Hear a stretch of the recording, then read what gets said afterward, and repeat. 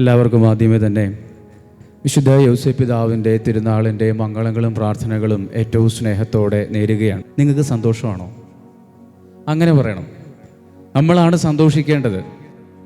കാരണം എന്ന് പറഞ്ഞാൽ നമ്മൾ സന്തോഷിച്ചില്ലെങ്കിൽ വേറെ ആരും ഈ ലോകത്ത് സന്തോഷിക്കത്തില്ല. കാരണം ക്രിസ്ത്യാനികളാണ് നമ്മൾ ക്രിസ്തുവിനെ സ്വീകരിച്ചവരാണ്. ക്രിസ്തു നമ്മുടെ കൂടെ ഉണ്ടെന്ന് ഉറച്ച് വിശ്വസിക്കുന്നവരാണ്.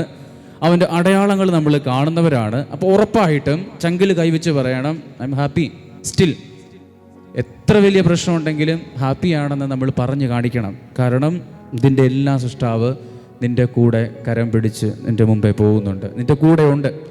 എൻ്റെ സ്നേഹമുള്ളവർ, എനിക്കൊരുപാട് സന്തോഷമാണ് നമ്മുടെ ഈ വെരൂർ പള്ളി എന്നാണ് ഞാൻ പറഞ്ഞത്. കാരണം 2020 കോവിഡ് സമയത്ത് ബഹുമാനപ്പെട്ട ടോം പുത്തങ്കൾ അച്ഛൻ്റെ കൂടെയും ജോസിനച്ഛൻ്റെ കൂലിപ്പറമ്പൽ അച്ഛൻ്റെ കൂടെയൊക്കെ ഇവിടെ ഡീക്കൺ മിനിസ്ട്രി കാലത്ത് ആദ്യമായിട്ട് ഞാനിവിടെ ഇരുന്ന് ഇതുപോലെയൊക്കെ പറയാനും പ്രാർത്ഥിക്കാനൊക്കെ പഠിച്ചത് ഇവിടെ ഇരുന്നാണ്. അതുകൊണ്ട് എനിക്കൊരു സന്തോഷമുണ്ട്. ഒന്നാമത്തെ സന്തോഷം. രണ്ടാമത്തെ സന്തോഷം എന്നാന്ന് ചോദിച്ചാൽ, എവിടെ യൗസേപ്പ് പിതാവിൻ്റെ തിരുനാളിന് എന്നെ പ്രസംഗിക്കാനോ കുർബാനയ്ക്ക് എങ്ങനെ വിളിച്ചാലും ഞാൻ ഈ വെരൂർ പള്ളിയുടെ കാര്യം പറയും. അത് നമ്മൾ വലിയ മഹാന്മാരും മഹതികളും ആയതുകൊണ്ടല്ല. യൗസേപ്പ് പിതാവിന് എനിക്ക് വലിയ മെച്ചമൊന്നുമില്ലായിരുന്നു. നിങ്ങൾ കേരളത്തിൽ അങ്ങോളം ഇങ്ങോളം എടുത്തു നോക്കിയാൽ ഏറ്റവും കൂടുതൽ റേറ്റിങ്ങിൽ നിൽക്കുന്ന ഏത് വിശുദ്ധനാന്ന് ചോദിച്ചാൽ ഇതൊന്നും കേട്ടിട്ടില്ലേ നിങ്ങൾ? റേറ്റിംഗ് നാളെ ഇപ്പം സ്ഥാനാർത്ഥികളുടെ റേറ്റിംഗ് വരും. വിശുദ്ധർക്ക് റേറ്റിംഗ് ഉണ്ടെന്ന്. നിങ്ങൾ യൗസേപ്പ് പിതാവിനെയും മാതാവിനെയും യൂദാസ്ലീഹാനെയും ഇപ്പം വെച്ചാൽ ഏറ്റവും കൂടുതൽ റേറ്റിംഗ് ഈ മാസം കിട്ടാൻ പോകുന്ന ആർക്കായിരിക്കും? യൗസേപ്പ് പിതാവിന്. കാരണം യൗസേപ്പ് പിതാവിൻ്റെ തിരുനാളാണ്. നിങ്ങൾ സെപ്റ്റംബർ മാസം എടുത്ത് ഏത് പള്ളി കൊണ്ട് എടുത്ത് വെച്ച് പോയാലും ഏറ്റവും കൂടുതൽ റേറ്റിംഗ് ആർക്കായിരിക്കും? മാതാവിനായിരിക്കും.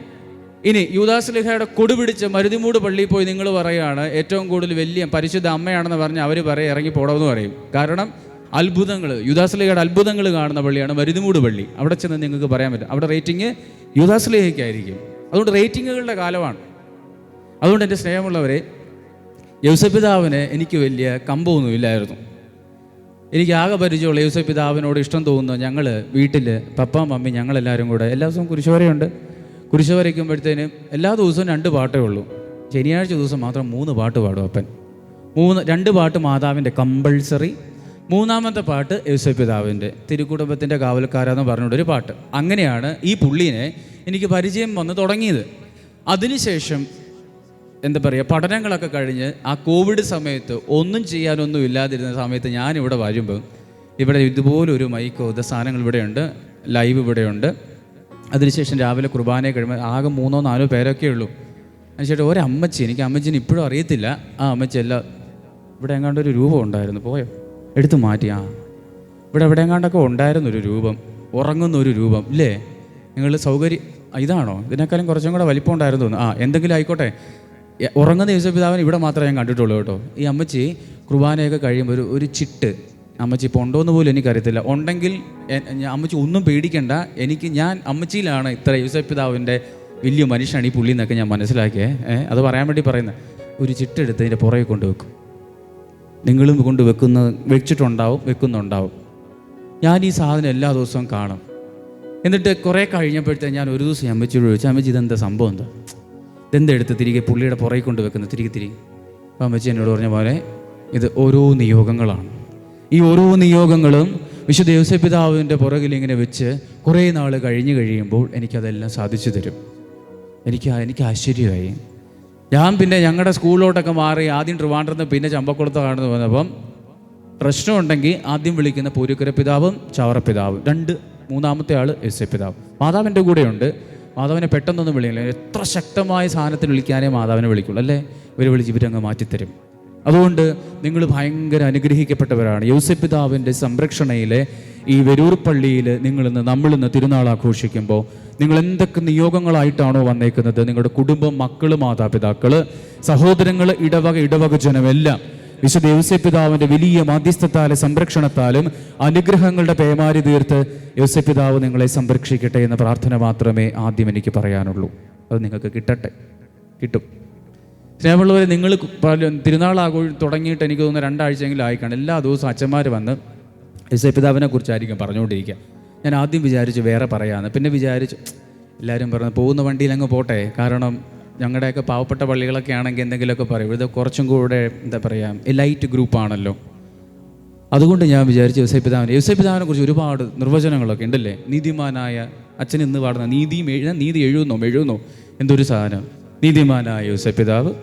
പിന്നെയുള്ളത് എന്താ പറയുക, നമ്മുടെ സ്വപ്നം കാണുന്ന വ്യക്തി, തിരുക്കുടുംബത്തിൻ്റെ നാഥൻ, മരണത്തിൻ്റെ മധ്യസ്ഥൻ, അങ്ങനെ ഒരുപാട് വിശേഷണങ്ങൾ നമ്മുടെ യോസേപ്പ് പിതാവ് നമ്മൾ ചാർത്തി കൊടുത്തിട്ടുണ്ട്. പാവപ്പെട്ടവൻ അധികമൊന്നും ജീവിച്ചിട്ടില്ല. മാതാവ് ജീവിച്ച അത്രയും നാളൊന്നും യോസേപ്പ് പിതാവ് ജീവിച്ചിട്ടില്ല. അതിന് മുമ്പേ പുള്ളി നേരെ മേളിലോട്ട് പോയി, ഈശോയുടെ അടുത്തേക്ക് പിതാവിൻ്റെ അടുത്തേക്ക് പോയി എന്നാണ് സുവിശേഷങ്ങൾ. അധികമൊന്നും യോസേപ്പ് പിതാവിനെ കുറിച്ച് പറഞ്ഞിട്ടില്ല. പക്ഷേ സ്വർഗം നിഷേധിക്കാത്ത മധ്യസ്ഥമാണ് പരിശുദ്ധ അമ്മയുടെ മധ്യസ്ഥമെങ്കിൽ സ്വർഗം തൊട്ട കാവലാണ് യോസേപ്പ് പിതാവിൻ്റെ കാവൽ. സ്വർഗം നിഷേധിക്കാത്ത മധ്യസ്ഥം അത് പരിശുദ്ധ അമ്മയുടെ മധ്യസ്ഥമാണെങ്കിൽ സ്വർഗം തൊട്ട കാവലാണ് യോസേപ്പ് പിതാവിൻ്റെ കാവൽ. ഇതിന് പ്രത്യേകതകളുണ്ട്. ചുമ്മാ പറഞ്ഞിട്ട് പോകാൻ വേണ്ടി വന്നതല്ല ഞാൻ. ഇതിന് പ്രത്യേകതകളുണ്ട്. ഈ കാവലിന് സ്വർഗം നിഷേധിക്കാത്ത മധ്യസ്ഥൻ പരിശുദ്ധ അമ്മയുടെ മധ്യസ്ഥം. സംശയം എന്താ ആർക്കാ? എന്താ സംശയം? ആദ്യം ക്രിസ്തു അത്ഭുതം തുടങ്ങാൻ വേണ്ടി ഒരൊറ്റയാളോടെ സമ്മതം ചോദിച്ചോളൂ, പെറ്റ തള്ളയോടാണ്, പരിശുദ്ധ അമ്മ. അവിടെ അമ്മ നോ പറഞ്ഞെങ്കിൽ എന്നെ ഒന്നും ചെയ്യത്തില്ല. ആദ്യത്തെ അത്ഭുതം, പിള്ളേർ കുറവാ, ആദ്യത്തെ അത്ഭുതം പറയടാ, കാനായിലെ കല്യാണം. കറക്റ്റ്, മിടുക്കന്മാരും മിടുക്കുകളും. കാനായിലെ കല്യാണം. മാതാവ് പറയുന്നൊരു കാര്യമുണ്ട്, ഒച്ചേ ഈ പിള്ളേർക്ക് വീഞ്ഞ് തീർന്നു പോയി. അമ്മയ്ക്ക് കാര്യം മനസ്സിലായി. ഈശോ ഉടനെ തിരിച്ചു ചോദിക്കുന്നൊരു ചോദ്യമുണ്ട്, അതിന് ഞാൻ എന്ത് വേണം? എൻ്റെ സമയം ഇനിയും ആയിട്ടില്ലല്ലോ എന്ന് പറഞ്ഞാൽ അതിന് ഞാൻ ചെയ്യേണ്ട സമയം ആയോ? ഈശോ എന്ന് ആദ്യത്തെ അത്ഭുതം തുടങ്ങുന്നു, ആ നിമിഷം മുതൽ അവൻ്റെ കുരിശിലോട്ടുള്ള യാത്ര തുടങ്ങി എന്നാണ് അർത്ഥം. എന്ന് ക്രിസ്തു ആദ്യത്തെ അത്ഭുതം തുടങ്ങുന്നു, അന്ന് മുതൽ അവൻ കുരിശിലേക്ക് അവൻ്റെ യാത്ര തുടങ്ങി എന്നർത്ഥം. അതുകൊണ്ടാണ് ഈശോ ഒരു ചെക്ക് വെച്ചു. അമ്മ പറഞ്ഞു, മോനെ അവർക്ക് വീഞ്ഞില്ല, വീഞ്ഞ് തീർന്നു പോയി. ഈശോ പറഞ്ഞു, അതിന് എനിക്ക് എന്താ കുഴപ്പം? അമ്മേ, എൻ്റെ സമയം ഇനി ആയിട്ടില്ലല്ലോ. പരിശുദ്ധ അമ്മ പറഞ്ഞു, ഈശോയോട് പറഞ്ഞു, നിന്റെ സമയമായി എന്ന് പറഞ്ഞില്ല, എന്നല്ല പറഞ്ഞത്. നേരെ നോക്കി ക്രിസ്തുവിനോട് പറഞ്ഞു, മോനെ അവർക്ക് വീഞ്ഞില്ല. അപ്പൊ ഈശോ പറഞ്ഞു, എൻ്റെ സമയം ഇനി ആയിട്ടില്ല. മാതാവ് തിരിഞ്ഞ് പരിചാരകരോടാണ് പറഞ്ഞത്, അവൻ പറയുന്നത് എന്താണോ അത് നിങ്ങൾ ചെയ്യുവേൻ. ഈശോയുടെ കണ്ണി നോക്കിയില്ല. പിന്നെ പരിശുദ്ധ അമ്മ ഈശോയുടെ കണ്ണി നോക്കിയില്ല കേട്ടോ. അവരോട് പറഞ്ഞു, അവൻ എന്താണോ നിങ്ങളോട് പറയുന്നത് അത് ചെയ്യുവേൻ. കാരണം മാതാവൻ ഉറപ്പാണ്, അവനോട് ആദ്യത്തെ അത്ഭുതം പ്രവർത്തിച്ചിരിക്കും. സ്വർഗം നിഷേധിക്കാത്ത മധ്യസ്ഥം പരിശുദ്ധ അമ്മയുടെ മധ്യസ്ഥം. കേട്ടുപിടിക്കണം. സ്വർഗം തൊട്ട കാവലാണ് വിശുദ്ധ യോസേപ്പ് പിതാവിൻ്റെ കാവൽ എന്ന് പറയുന്നതിന് അർത്ഥങ്ങളുണ്ട്. ഈ കാവലിന് പ്രത്യേകതകളുണ്ട്. ഒന്ന്, വിശുദ്ധ യോസേപ്പ് പിതാവ് ക്രിസ്തു എത്ര വർഷം ഭൂമിയിൽ ജീവിച്ച മക്കളെ? പോരട്ടെ, 13 വർഷമോ 33 വർഷം. Very good. അതിൽ എത്ര വർഷം പരസ്യജീവിതം നടത്തി? പരസ്യജീവിതം ഞാൻ പറയുന്ന പോലെ ഇങ്ങനെ 3 വർഷം. മിടുക്കൻ, അവൻ സൂപ്പറാണ്. ബാക്കി 30 വർഷവും ഈശോ നസ്രത്തിലെ തച്ചനായിട്ടാണ് ജീവിച്ചത്. ഒരു സംശയവും വേണ്ട. പരിശുദ്ധ അമ്മയുടെയും വിശുദ്ധ യോസേപ്പ് പിതാവിൻ്റെയും പാവപ്പെട്ട കുടുംബത്തിലൊരു മകനായിട്ട് ആ പാവപ്പെട്ട പച്ച മനുഷ്യരുടെ ജീവിതാനുഭവങ്ങളും പേറിക്കൊണ്ടാണ് ക്രിസ്തു നസ്രത്തിലെ ഒരു കുടുംബത്തിലൊരു ബാലനായിട്ട്, യുവാവായിട്ടും, പണിക്കാരനായിട്ടും, തച്ചനൊക്കെ ആയിട്ടൊക്കെ ജീവിച്ചത് 30 വർഷം. 30 വർഷം ജീവിച്ചതിന് ശേഷം 31-ാമത്തെ വർഷം സുവിശേഷ പ്രഘോഷണത്തിന് ക്രിസ്തു ഇറങ്ങി വരുമ്പോഴത്തേന് ആദ്യത്തെ നാട്ടുകാർ വിളിക്കുന്ന ഒരു പേരുണ്ടെന്നറിയോ? ഇവൻ ആ തച്ചൻ്റെ മകനല്ലേ, ഇവൻ ആ തച്ചൻ്റെ മകനല്ലേ എന്നാണ് ആദ്യം ചോദിച്ചത് ക്രിസ്തുവിനോട്. കാരണം എന്താ? അവൻ ജീവിച്ചത് പരിശുദ്ധ അമ്മയുടെയും വിശുദ്ധ യോസേപ്പ് പിതാവിൻ്റെയും തണലിലാണെങ്കിൽ അവന് സുവിശേഷ പ്രഘോഷണം നടത്താൻ അവനെ സഹായിച്ചത് ഇവരുടെ രണ്ടുപേരുടെയും കാവലാണ്. സ്നേഹമുള്ളവരെ, വലതുവശത്ത് പരിശുദ്ധ അമ്മയും ഇടതുവശത്ത് യോസേപ്പ് പിതാവിൻ്റെയും കാവൽ നിന്നതുകൊണ്ടാണ് ക്രിസ്തു ഈ സുവിശേഷ പ്രഘോഷണം നടത്തി കാൽവരിയുടെ നെറുകയിൽ ഉൾപ്പെടെ അവൻ കുരിശിലേറിയത്. അതല്ല ഞാൻ പറയാൻ വന്നത്. വിശുദ്ധ യോസേപ്പ് പിതാവിൻ്റെ കാവലിന് 2 പ്രത്യേകതകളുണ്ട്. ഒന്ന്, വിശുദ്ധ യോസേപ്പ് പിതാവ് തിരുക്കുടുംബത്തിന് കാവൽ തീർത്തത് അസ്വസ്ഥതകളിലാണ്. മറന്നു പോകരുത്. വിശുദ്ധ യോസേപ്പ് തിരുക്കുടുംബത്തിന്, ഈശോയ്ക്കും പരിശുദ്ധ അമ്മയ്ക്കും വിശുദ്ധ യോസേപ്പ് പിതാവ് കാവൽ തീർത്തത് അസ്വസ്ഥതകളിലാണ്. സംശയമുണ്ടോ? ഒരു സംശയം വേണ്ട നിങ്ങൾക്ക്. വലിയ സമ്പത്തുള്ള മനുഷ്യനൊന്നുമല്ല. 1 ഗ്രാം പോലും പൊന്ന് അദ്ദേഹത്തിന് ഉണ്ടായിരുന്നു എനിക്ക് തോന്നുന്നില്ല. 1 പിടി മണ്ണ് പോലും സ്വന്തമായിട്ടുണ്ടായിരുന്നു തോന്നുന്നില്ല. അന്നന്ന് കിട്ടുന്നു, അന്നന്ന് കഴിയുന്നു. അങ്ങനെയുള്ളൊരു പാവപ്പെട്ട നീതിമാനായ ഒരു മനുഷ്യൻ, ഒരു യുവാവ്, ആ പാവപ്പെട്ടവൻ ആഗ്രഹിച്ച് നിന്നപ്പോൾ ഒരു കല്യാണം കഴിക്കണം, ഒരു കൊച്ചിനെ കാണിച്ചു തരണമെന്ന് പറഞ്ഞപ്പം ഒരു കൊച്ചിനെ നന്നായിട്ട് കാണിച്ചു കൊടുത്തു. അത് ദിവസം കഴിയുന്നതിനും പറഞ്ഞു പെൺകൊച്ച് ഗർഭിണിയാണ്, പെട്ടില്ലേ. അവിടെ തുടങ്ങാണ് അവൻ്റെ അസ്വസ്ഥത, അവിടെ തുടങ്ങാണ് യോസേപ്പ് പിതാവിൻ്റെ അസ്വസ്ഥത. അതിനുശേഷം നിങ്ങളൊന്ന് ആലോചിച്ച് നോക്കിയോ സ്നേഹമുള്ളവരെ, അന്നത്തെ ഒരു സാഹചര്യത്തിൽ അധികം ദരിദ്രനായിരുന്ന യോസേപ്പ് പിതാവ് ഈ പാവപ്പെട്ട അമ്മേനെ മകനെ നോക്കാൻ എന്തുമാത്രം പണിപ്പെട്ടിട്ടുണ്ടാവും, എന്തുമാത്രം പണിപ്പെട്ടിട്ടുണ്ട്. അതുകൊണ്ടാണ് വചനം പറയുന്നത്, ഒരു പിടി സ്വസ്ഥതയാണ് ഇരു കൈകളും നിറയുള്ള അധ്വാനത്തെക്കാളും പാഴ്വേലയെക്കാളും ഉത്തമം. പ്രഭാഷകന്റെ പുസ്തകം 4:14. ഒരു പിടി സ്വസ്ഥതയാണ് ഇരു കൈകളും നിറയുള്ള അധ്വാനത്തെക്കാളും പാഴ്വേലയെക്കാളും ഉത്തമം. അതുകൊണ്ട് വിശുദ്ധ യോസേപ്പ് പിതാവ് അസ്വസ്ഥതകളിൽ തിരുക്കുടുംബത്തിന് കാവല് തീർത്തിട്ടുണ്ടെങ്കിൽ, ഇന്ന് നമ്മൾ ഇവിടെ തിരുനാൾ ആഘോഷിക്കുന്നുണ്ടെങ്കിൽ, ഇവിടെ ചുമ്മാ ഒരു കാര്യം ചോദിക്കാം, ഇവിടെ മനസമാധാനത്തോടെ ഇതിനകത്തിരിക്കുന്ന എത്ര പേരുണ്ട്? എങ്ങനെയുണ്ട്? എനിക്ക് മനസമാധാനമില്ല. നിങ്ങൾ ആരും എന്നെ നോക്കണ്ട, അച്ഛനുണ്ടായിരിക്കും, എനിക്കില്ല. ഇവിടുന്ന് അങ്ങോട്ടോ ഈ പിള്ളേർക്ക് കാണത്തില്ലായിരിക്കും. ഈ ആദ്യത്തെ തൂണിന്ന് അങ്ങോട്ടിറങ്ങി ഇങ്ങോട്ടും അങ്ങോട്ടെല്ലാം പോയാൽ ഒരു പൊടുന്നനെ ഒരു ഇച്ചിരിയെങ്കിലും സ്ട്രെസ് ഇല്ലാതെ ഇവിടെ ഇരിക്കുന്ന ഏതെങ്കിലും ഒരാളെ ഒന്ന് എണീറ്റിരിക്കാവോ?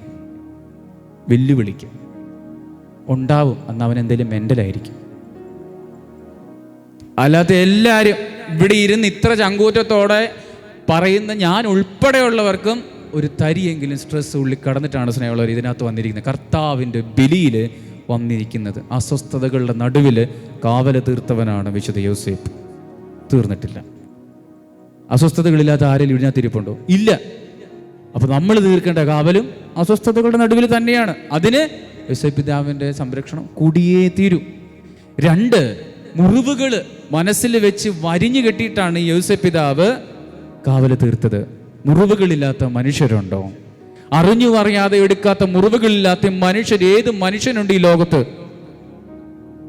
മുറിവുകൾ വാഴ്വിന്റെ നിയമമാണെന്നാണ് എഴുതി വെച്ചേക്കുന്നത്. നീ ഈ ലോകത്ത് ജീവിക്കുന്നതിന് വേണ്ടി ഒടേ തമ്പുരാൻ കൽപ്പിച്ചു വിട്ട സാധനങ്ങളാണ് ഈ മുറിവുകളും പരാജയങ്ങളും ഒറ്റപ്പെടലുകളും നിന്ദനങ്ങളും ദേഷ്യങ്ങളും എല്ലാം. ഇത് ഏറ്റെടുത്തുകൊണ്ടാണ് വിശുദ്ധ യോസേപ്പ് കാവല് തീർത്തത്. സിമ്പിൾ ഒരു എക്സാമ്പിൾ പറഞ്ഞുതരാം.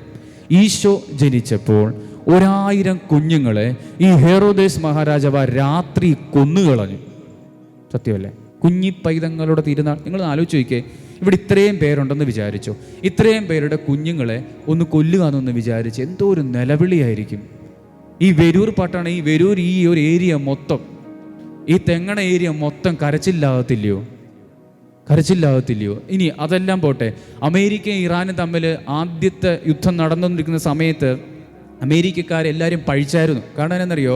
പാവപ്പെട്ട കുറേ പെങ്കൊച്ചുങ്ങൾ കുഞ്ഞുങ്ങൾ പഠിക്കുന്ന സ്കൂളിൽ കൊണ്ട് ഇവന്മാർ മിസൈലിട്ടു, കുഞ്ഞുങ്ങൾ മരിച്ചു. എല്ലാവരും വന്ന് പറഞ്ഞ് ചെയ്തത് മോശം, ചെയ്തത് തെറ്റാണ്. കാരണം ആ പിള്ളേരൊന്നും ഒരു തെറ്റും ആ കുഞ്ഞുങ്ങൾ ചെയ്തിട്ടില്ല. സ്നേഹമുള്ളവരെ, ഇനി നമുക്ക് യോസേപ്പിൽ അവർ തിരിച്ചു വരാം.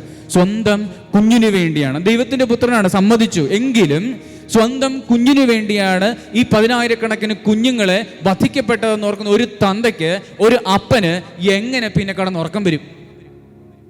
ഈ പാവപ്പെട്ട കുഞ്ഞുങ്ങളുടെ നിലവിളിയും കേട്ടുകൊണ്ടാണ് ഗർഭിണി മാതാവിനെയും ഈ ഈശോയെയും വിളിച്ചുകൊണ്ട് ഇവൻ മലയിലോട്ട് ഓടിപ്പോകുന്നത്. മേളിലോട്ട് പോകുമ്പോഴും ആ പാവപ്പെട്ടവന്റെ ഹൃദയത്തിൽ വിങ്ങലുണ്ട്, താഴെ മുഴുവൻ നിലവിളിയാണ്. ആർക്ക് വേണ്ടി? ആർക്ക് വേണ്ടി? ഈ കുഞ്ഞിന് വേണ്ടി. യോസേപ്പ് പിതാവിന് ഉറക്കം വന്നിട്ടുണ്ടാവുമോ? യോസേപ്പ് പിതാവിന് ഉറക്കം വന്നിട്ടുണ്ടോ? ഉറക്കം വരാൻ ചാൻസ് ഇല്ല. സ്നേഹമുള്ളവരെ, ഇങ്ങനെ അസ്വസ്ഥതകളിലും മുറിവുകളിലും തിരുക്കുടുംബത്തിന് കാവല് തീർത്തവനാണ് യോസേപ്പ്. തിരുക്കുടുംബത്തിന് കാവല് തീർത്തവനാണ് യോസേപ്പ്. ഇനി നമ്മളിലോട്ട് വരാം. ഈ കാവലാണ് 2026 ക്രിസ്ത്യൻസായ എല്ലാ കുടുംബങ്ങളിലും അന്യം നിന്ന് പോകുന്നത്. അടിവരയിട്ട് വരാം. നല്ല കാര്യം, അച്ഛൻ ഇവിടെ നിൽപ്പുണ്ട്. യൂത്തും ASMYയും എല്ലാം നടത്തുന്ന അച്ഛനാണ്. ഞാൻ കൃത്യമായിട്ട് പറയുന്നു, ഈ കാവൽ മാതാപിതാക്കള് പ്രാർത്ഥിച്ചും ജപിച്ചും നോമ്പെടുത്തും മക്കൾക്ക് നേടിക്കൊടുക്കേണ്ട ഈ കാവലാണ് നമ്മുടെ കുടുംബങ്ങളിൽ നിന്നും അന്യം നിന്ന് പോകുന്നത്. അതുകൊണ്ട് എന്താ സംഭവിക്കുന്നത്?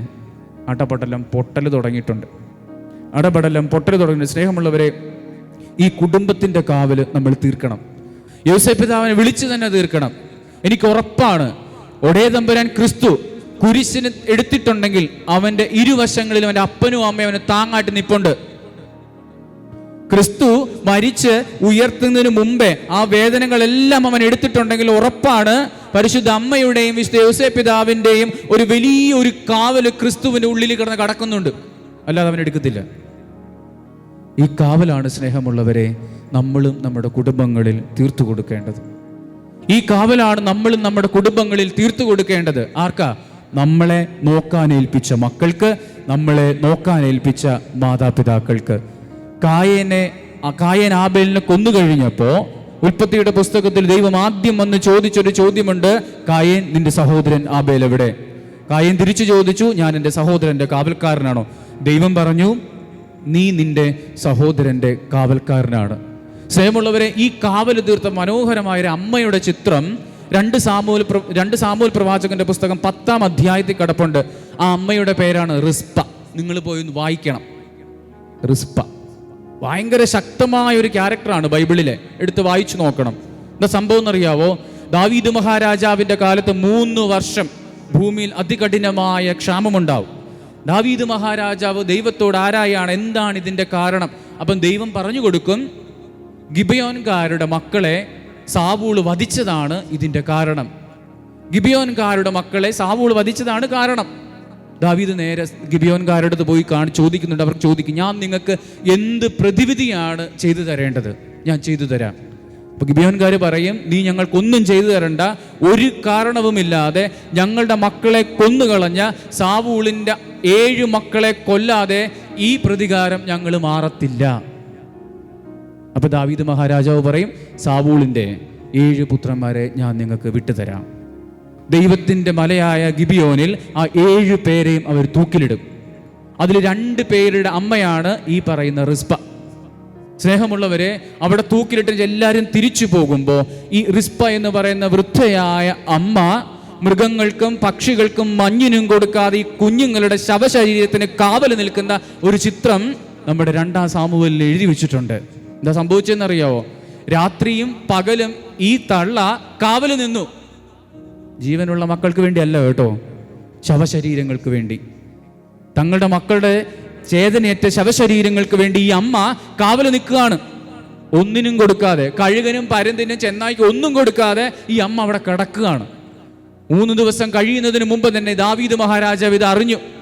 എന്നിട്ട് ആളെ അയച്ച് ഈ ശവശരീരങ്ങളിടയ്ക്ക് അവനെ മനോഹരമായി അവർക്ക് അവരുടെ വിധിപ്രകാരമുള്ള അടക്കം ചെയ്തു. ഒരമ്മയുടെ കാവലാണ് കേട്ടോ, ഒരമ്മയുടെ കാവലാണ്. എൻ്റെ ഒരു കസിനുണ്ട്, അമ്മച്ചി മരിച്ചു.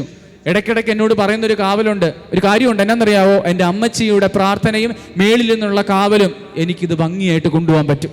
എത്ര മക്കൾ പറയും, എത്ര മക്കൾ പറയും.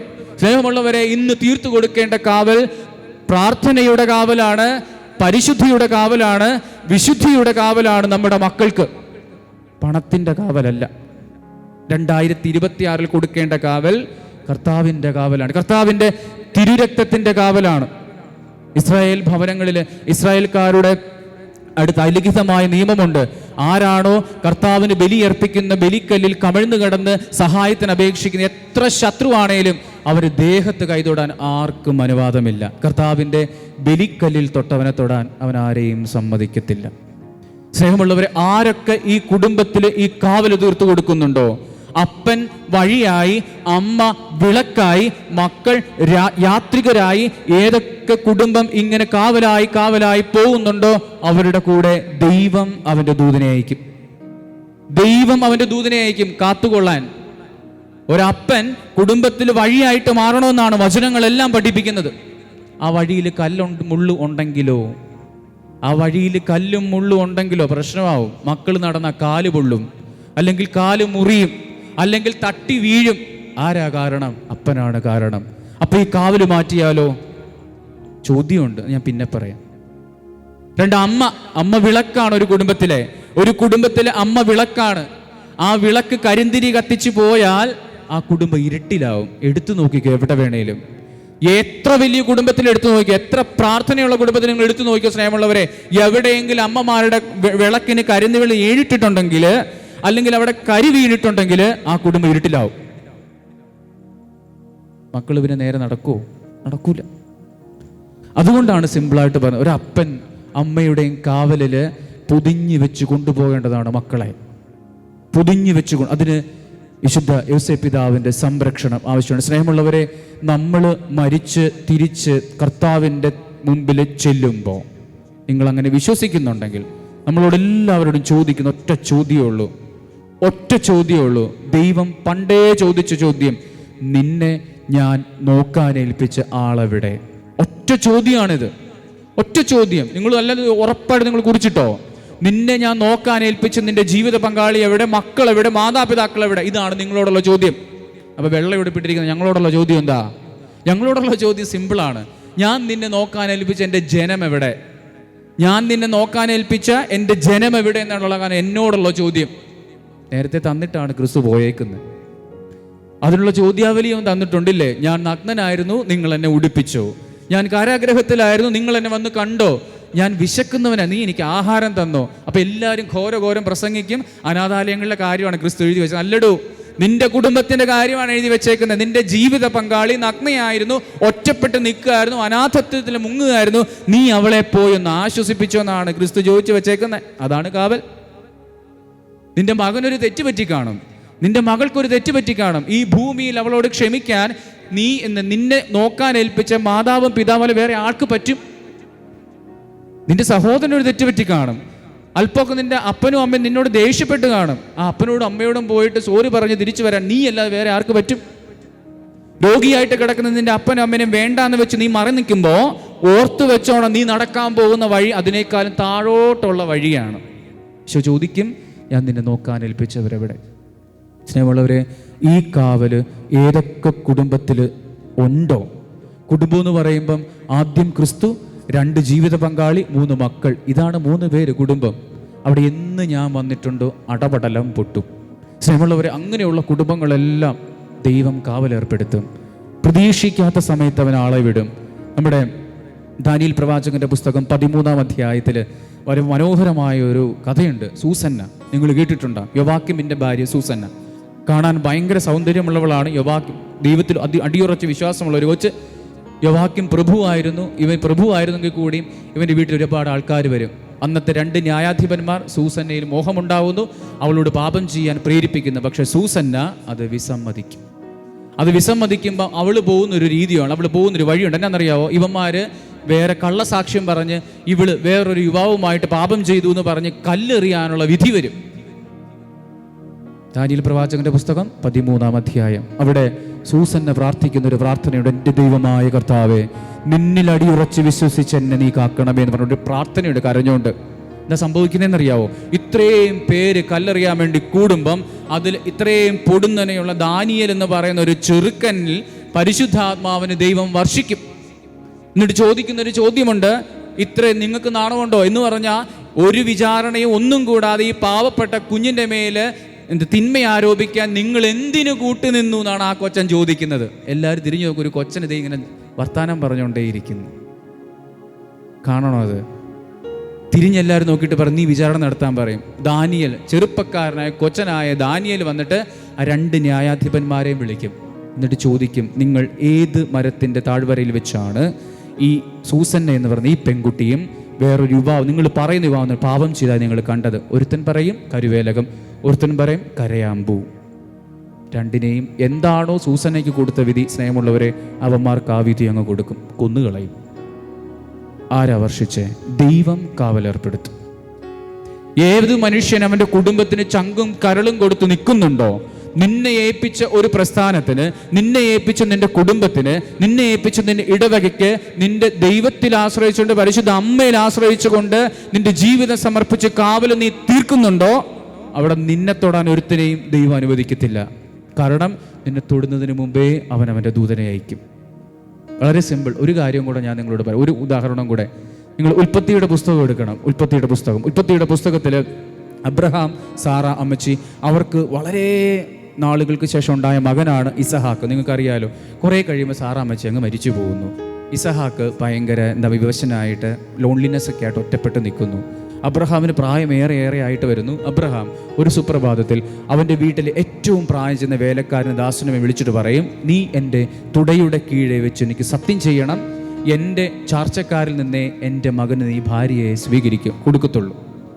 അപ്പോൾ ഈ വേലക്കാരൻ പറയും, എൻ്റെ പൊന്ന് പ്രഭു അങ്ങനെയൊന്നും പറയരുത്, കാരണം നിൻ്റെ ചാർച്ചക്കാരെവിടാന്നൊന്നും എനിക്കറിയില്ല, കുറേ അങ്ങ് പോകണം ചാർച്ചക്കാരിൽ നിന്ന്.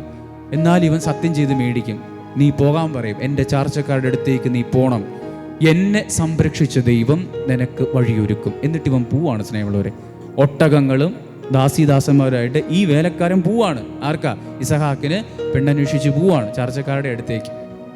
കുറേ കഴിയുമ്പോഴത്തേനും എല്ലാ പെൺകുട്ടികളും വെള്ളം കോരാൻ വരുന്ന കിണറിനടുത്ത് ഇവർ നിൽക്കും, ഒട്ടകങ്ങൾക്ക് വെള്ളം കൊടുക്കാൻ. അവിടെ വെച്ച് ഈ ദാസൻ പ്രാർത്ഥിക്കുന്ന ഒരു പ്രാർത്ഥനയുണ്ട്. അബ്രഹാത്തിന്റെ ദൈവമായ കർത്താവേ, നീ എൻ്റെ യജമാനൻ നിന്നിൽ വിശ്വസിക്കുന്നുണ്ടെന്ന് എനിക്ക് നന്നായിട്ടറിയാം. നീ ദൈവമായ കർത്താവാണെങ്കിൽ എൻ്റെ യജമാനൻ്റെ പുത്രന് നല്ലൊരു പെങ്കൊച്ചിനെ കൊടുക്കാൻ നീ കനിയണമേ. ഒന്നാമത്തെ പ്രാർത്ഥന തീർന്നിട്ടില്ല കേട്ടോ. എന്നിട്ട് ഇവനൊരു കണ്ടീഷൻ വെക്കും. എന്താ വെക്കുന്നതെന്നറിയോ? ഏത് പെൺകുട്ടിയാണ് ഞാൻ ഇങ്ങനെ പെൺകുട്ടികൾ വെള്ളം കോരാൻ വരുന്ന സമയം അതിൽ ഞാൻ എല്ലാ പെൺകുട്ടികളോടുമായിട്ടും പറയും, മോളെ ശകലം വെള്ളം ഞാൻ കുടിക്കാൻ നിന്റെ കുടം താഴ്ത്തി തരിക. ഇതിൽ ഏത് പെങ്കൊച്ചാണ് കുടം താഴ്ത്തി തന്ന് എനിക്ക് വെള്ളം കുടിക്കാൻ തരുന്നു, അതിനുശേഷം അവൾ പറഞ്ഞു, പ്രഭു അങ്ങ് കുടിച്ചാലും അങ്ങയുടെ ഒട്ടകൾക്കും കൂടി മൃഗങ്ങൾക്കും കൂടി ഞാൻ വെള്ളം പകർന്നു കൊടുക്കട്ടെ എന്ന് പറയുന്ന പെൺകുട്ടിയാണ് എൻ്റെ യജമാനൻ്റെ മകന് ഭാര്യ. നിങ്ങൾ ആലോചിച്ച സ്നേഹം, കണ്ടീഷൻ അങ്ങോട്ട് ഇടുവാണ്. അത്രയ്ക്ക് ഉറപ്പാണ് അവിടെ ദൈവം ആളയക്കും എന്നുള്ളത് ഉറപ്പാണ്. എൻ്റെ സ്നേഹങ്ങൾ എന്താ സംഭവിച്ചെന്നറിയോ? സമയമാകുമ്പം കുറേ പെൺകുട്ടികൾ വരും. അതിലൊരാളാണ് റെബേക്ക. ഇവൻ എല്ലാവരോടുമായിട്ട് പറയുമ്പം റെബേക്ക ഓടിച്ചെന്ന് കുടം താഴ്ത്തി വെള്ളം കൊടുക്കുമ്പം വീണ്ടും അവൾ പറയുകയാണ്, പ്രഭു അങ്ങ് കുടിക്ക്, ഞാൻ അങ്ങയുടെ ഒട്ടകങ്ങൾക്കും കൂടി വെള്ളം ഞാൻ എടുത്തുകൊണ്ട് വരാം. ഇവൻ്റെ കണ്ണ് തള്ളി അവൻ ആ മുട്ടുകുത്തുവാ ദാസൻ. എന്നിട്ട് പറ, എൻ്റെ ദൈവമേ നന്ദി, നീ ജീവനുള്ള ദൈവമായ കർത്താവാണെന്ന് ഞാൻ വിശ്വസിക്കുന്നു. എന്നിട്ട് ആ നിമിഷം അവൾക്ക് 2 മുദ്രമോതിരം കൊടുത്ത് അവൾ വീട്ടിലേക്ക് പോകുന്ന കഥ ബൈബിളിൽ പറയുന്നുണ്ട്, ഉൽപ്പത്തിയുടെ പുസ്തകം.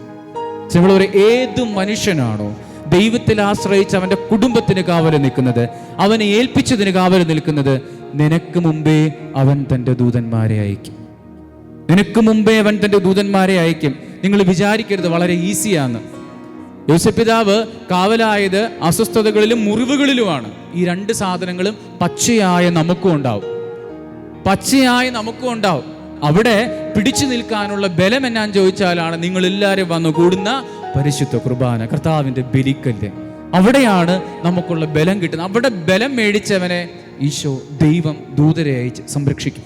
ഒരു സംശയം വേണ്ട, ദൈവം ദൂതരെ അയച്ച് അവൻ്റെ കാര്യങ്ങൾ കൃത്യമായിട്ട് ബലമുള്ളതാക്കി തീർക്കുക തന്നെ. മരണത്തിൻ്റെ നിഴൽ വീണ താഴ്വരയിലൂടെയാണ് ഞാൻ നടക്കുന്നത്, ദൈവം നീ കൂടെയുള്ളതിനാൽ ഞാൻ ഭയപ്പെടില്ല. സ്നേഹമുള്ളവരെ, പരിശുദ്ധ കുർബാന എന്തിനാ സ്ഥാപിച്ചതെന്നൊക്കെ ഞാൻ പലവട്ടം ആലോചിച്ചിട്ട് എനിക്ക് കിട്ടിയ ഒരു ആൻസർ മാത്രമേ ഉള്ളൂ കേട്ടോ. ഒപ്പമാകുവാൻ അപ്പമായവൻ ഈശോ. ഇതെല്ലാം പെസഹായിലും തിരുമണിക്കൂറിൽ ആരെങ്കിലുമൊക്കെ കത്തിക്കുന്നുണ്ട് സെന്റൻസാണ്. അങ്ങനെയല്ല.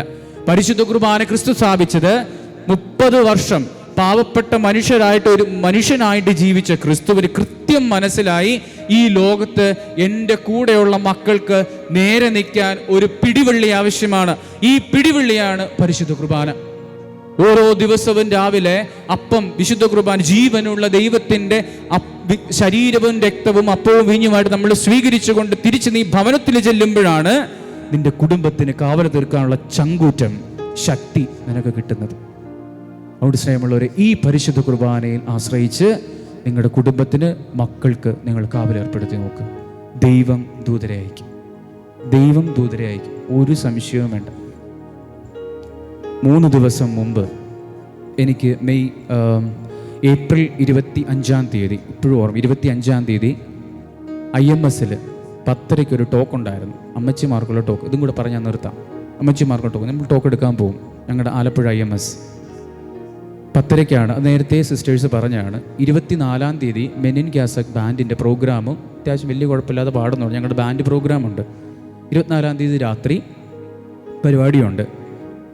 ഒരു കുറച്ച് നാൾ മുമ്പ് ഈ പരിപാടികളെല്ലാം ഡയറിയിൽ എഴുതിയതിന് ശേഷം ജോസിനച്ചൻ, അതായത് ഞങ്ങളുടെ ഇവിടെ വെരൂർ പള്ളിയിൽ എൻ്റെ കൂടെ ഉണ്ടായിരുന്ന കൊച്ചച്ഛനായ ജോസിനച്ചൻ എന്നെ വിളിച്ചിട്ട് പറഞ്ഞു, സുബിനെ 25-ാം തീയതി രാവിലെ 7 മണിക്ക് ഇവിടെ ഒരു 10 കുഞ്ഞുങ്ങൾക്ക് കുർബാന കൊടുക്കാൻ, അകരം കുർബാന കൈക്കൊള്ളപ്പാടുണ്ട്, നിനക്ക് വന്ന് കുർബാന എല്ലാം പറ്റുമോ? പച്ചപ്പാണ്ടി പള്ളിയാണ്. ഞാൻ പറഞ്ഞു ശരി, ഞാൻ വരാം. എന്താ കുഴപ്പം? കാരണം പരിശുദ്ധ കുർബാന ആദ്യമായിട്ട് കൊടുക്കുന്നത് പോലെ മഹത്തരമായ വേറൊരു കർമ്മം ഈ ലോകത്തില്ല. ആദ്യമായിട്ട് ക്രിസ്തുവിനെ കൊടുക്കുന്നത് പോലെ വലിയൊരു കർമ്മം, ആദ്യമായിട്ട് ഒരു മനുഷ്യൻ ഈശോയെ സ്വീകരിക്കുന്ന വലിയ മുഹൂർത്തം, അത് കിട്ടുന്നത് ഏറ്റവും വലിയ ഭാഗ്യം. ഞാൻ പറഞ്ഞ അച്ഛൻ ഞാൻ വരാം. 2 ദിവസം മുമ്പ് ഞങ്ങളുടെ അവിടുത്തെ ബാബുച്ചേട്ടൻ ഞങ്ങളുടെ കപ്പ്യാരച്ചനോട് ചോദിച്ചു, ഈ പച്ചപ്പള്ളി എത്ര സമയം എടുക്കും ഞങ്ങളുടെ അവിടെ? ഞങ്ങൾ ചമ്പക്കുളമാണേ. അപ്പോൾ ചേട്ടൻ എന്നോട് പറഞ്ഞു, അച്ഛാ 20 മിനിറ്റ് എടുക്കുള്ളൂ. ഞാൻ സമാധാനം, ഓക്കെ. തലേ ദിവസം ഞങ്ങളുടെ ബാൻഡിൻ്റെ പരിപാടിയൊക്കെ കഴിഞ്ഞ് മാന്നാനത്ത് കഴിഞ്ഞ് ഞാൻ വന്ന് കടന്നപ്പം 1 മണിയായി. അപ്പം ഞാൻ വിചാരിച്ചു രാവിലെ 5:30 എണീറ്റാൽ ഈസി ആയിട്ട് ഫ്രഷായി നേരെ ഒരു 6:45 ആവുന്നതിന് മുമ്പേ പള്ളിയിൽ ചെന്നിട്ട് നമുക്ക് കുർബാന നടത്താം, ഒരു പ്രശ്നവുമില്ല. ഞാൻ 5:30 അലാറം അടിച്ചത് കേട്ടു, സ്നൂസ് ചെയ്തു. 5:40 ഞാൻ എണീറ്റു. 5:40 എണീറ്റ് 6:20 ഞാൻ വണ്ടി സ്റ്റാർട്ട് ചെയ്ത് ഗൂഗിൾ മാപ്പ് ഓൺ ചെയ്തപ്പോൾ ഞാൻ എൻ്റെ കണ്ണ് തള്ളിപ്പോയി. 48 മിനിറ്റ് എനിക്ക് മാറിപ്പോയി. അത് പച്ചയല്ലായിരുന്നു സ്ഥലം, പാണ്ടിയായിരുന്നു സ്ഥലം. നിങ്ങൾക്കത് അറിയാവുന്ന അറിയത്തില്ല. പാണ്ടിപ്പള്ളി വേറെ പള്ളിയാണ്, പച്ചപ്പള്ളിയല്ല പാണ്ടിപ്പള്ളി. ഇതിനെ പച്ചപ്പാണ്ടി എന്നാണ് പറയുന്നത്. എൻ്റെ സ്നേഹമുള്ളവർ, എനിക്ക് എന്ത് ചെയ്യണമെന്നറിയാം. കാരണം 7 മണിക്ക് കുഞ്ഞുങ്ങളുടെ കുർബാന കയറിയേ പറ്റും. സർവ്വശക്തി എടുത്ത് മാതാവിനെയൊക്കെ വിളിച്ച് ഞാനൊരു ഓട്ടപ്രദക്ഷിണ വണ്ടിയിൽ ഞാൻ ഓടിച്ചു. നേരെ പോയി ചെന്ന് ഇതുപോലൊരു കുന്തനെയുള്ളൊരു പാലം, ഞാൻ കുട്ടനാട്ടിൽ നിന്നാണ് വരുന്നതെങ്കിൽ എനിക്ക് ഇത്ര വലിയ പാലമൊന്നും കയറാൻ അറിയത്തില്ല വണ്ടിയും കൊണ്ട്. നാരോ ആയിട്ടുള്ള നമ്മുടെ ഈ കാർപ്പറ്റിൻ്റെ അത്രയുള്ളൊരു പാലം. ആ പാലത്തിന് താഴെ ഞാൻ വണ്ടിയും കൊണ്ട് ഇങ്ങനെ നിൽക്കുകയാണ്.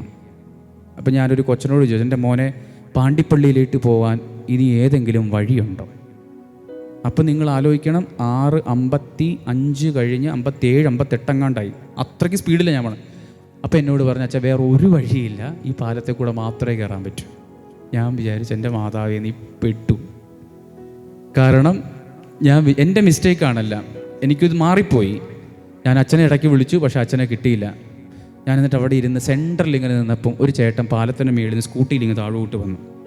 എന്നിട്ട് എന്നോട് ചോദിച്ചു, അച്ഛൻ എന്താ പ്രശ്നം? ഞാൻ പറഞ്ഞു, എൻ്റെ പൊന്നു ചേട്ടാ, പാണ്ടിപ്പള്ളിയിലൊന്ന് പോകണം, ഞാൻ പോയിട്ടില്ല, എനിക്ക് അവിടെ എത്തണം, കുർബാന 7 മണിക്കാണ്. എനിക്കിതിനകത്ത് വണ്ടി കയറ്റാനുള്ള കോൺഫിഡൻസും ഇല്ല. കാരണം ഒന്നെങ്കിൽ ഞാൻ ഇടിക്കും, അല്ല ഞാൻ സ്റ്റക്കാവും.